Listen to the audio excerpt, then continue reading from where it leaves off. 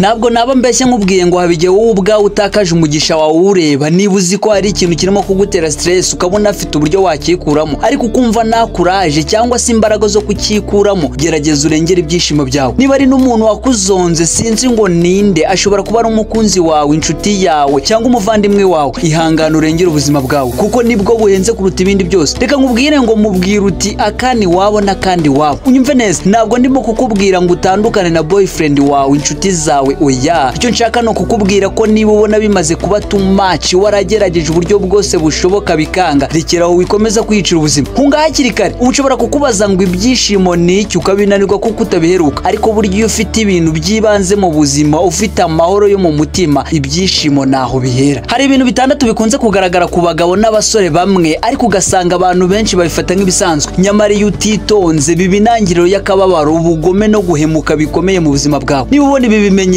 ufata umwanya utekereze, ukomeze kwirinda kuko bene aba bantu si abantu beza. Ni abagome bamenyereye kubabaza abandi, ni abahemu bamenyereye gucenga abantu, bafite imitima yoroheje. Reka dutangire no ku cyambere tudatinze. Ubu icyo usabwa gusa ni ugukanda aho ngaho kuri subscribe niba uzi neza ko utarayikora, ubundi tukikomereza. Dore icyambere ni iki ngiki: niyemera amakosa ye na rimwe. Umuntu uhora ushaka kwerekana ko ari we ufite ukuri buri gihe, ndetse no mu gihe yakosheje agashaka kugucisha bugufi cyangwa kukugira umunyabyaha, uwo si umuntu mwiza. Abagabo nk'aba baguca intege buhoro buhoro kugeza wumva utagifite agaciro. Ni uburyarya bubi, ni ubushinyaguzi, ni ubugome butagaragarira amaso ako kanya ariko bwica umutima bucece. Niyo mpamvu ngusaba kureka umuntu utakubwira ngo mbabarira naribeshye. Icya kabiri, ahorana amagambo meza gusa ariko ibikorwa bye ni igitugu n'ubwirasi. Hari abasore bavuga ko bagukunda, bakakubwira ko uri mwiza, ko nta wundi nkawe, ariko mu by'ukuri ibyo bakora byose bigaragaza ko nta gaciro baguha. Baguha urukundo rw'amagambo ariko ibikorwa byabo bigusiga wenyine, bikagutera ibikomere. Ntukizere amagambo meza atagira ibikorwa bigaragara inyuma yabyo, ubu ni ubuhemu bukomeye. Icya gatatu, agukenera iyo afite inyungu hanyuma akakureka. Uyu ni wa muntu uguhamagara iyo ufite ikibazo akagusaba kumuba hafi igihe akeneye ubufasha, ariko wowe iyo ukeneye ko aba hafi yawe ntaba ahari. Ni wa muntu ushobora kukubwira ko uri umwihariko ariko yabona undi umuha icyo ashaka akaguta nk'aho mutigeze kumenyana. Bene aba ni abahemu, baraguhendahenda ariko ntibagukunda, ntukabizere. Icya kane, akugereranya n'abandi ku buryo bukubabaza. Umugabo cyangwa umusore ugufata nk'uwapfuye guhangana akubwira ngo reba abandi uko bambaye, uko babayeho, ese wowe urabura iki? Ibi ntibikwiye. Iyo umuntu akugereranya buri gihe kugira ngo aguce intege, ntabwo aba agukunda. Ni umuntu ufite ubugome bwo kugukina mu bwonko bwawe, akaba yagutera ipfunwe kugira ngo uhore munsi ye, mbese ubeho wumva ko uri mubi. Kuba yaragukunze ari muhuye yakugiriye. Ntukabane n'umuntu kugira umucakara w'amarangamutima ngo yitwe ko agufite. Nubikora bizakurya ubuzima bwawe bwose. Gatanu, najya haranira ko wishima, ahora ari we wibandwaho. Iyo umuntu ahora ari we ugaragara, ibyawe ntacyo bimubwiye, yavuga ngo ngewe nyeneye iki, ngewe sinishimye, mugashaka uburyo mubigenza ngo akunda bibone, ariko ibyo wowe ukeneye, ibyo wowe wumva ushaka ntibimubabaza na gato, ntibimukora ku mutima we. Menya ko uwo muntu atari uwawe, arikunda cyane birenze, ntacyo yazigera kumarira na kimwe. Kuba wamwitaho ntibivuze ko nawe agufitiye umutima. Irinde bene aba bantu. Reka nsoze nkubwira ngo umuntu ugukunda ni uwukumbura akagusura, ni uwuvuga nabi akakumva, ni uwuvunika akagufasha, si uwagusiga igihe cyose umutima wawe ukeneye kuba mu mahoro. Ntukizere umuntu wishimira kukubabaza ngo ni uko gusa avuga ko agukunda. Urukundo nyarwo ntirubabaza. Reka nkubwire ngo menya agaciro kawe, wirinde kwihambira ku muntu ugaragaza ko utamushishikaje. Waba umugore cyangwa umukobwa, shaka amahoro mbere y'urukundo, shaka kwishimira ubuzima mbere yo gushimisha abandi. Wowe ukwiye urukundo rwuzuye, urukundo rudacura ibikomere, urukundo rutakubuza gusinzira. Ntukizere abagome bamenyereye gucamo imitima ibice, ubimenye hakiri kare. Ndabizi hari icyo wumvise rero, ihangana ugire ikintu umbwira muri comment. Ugira amahoro n'amafaranga, urukundo rwuzuye. Ndabakunda.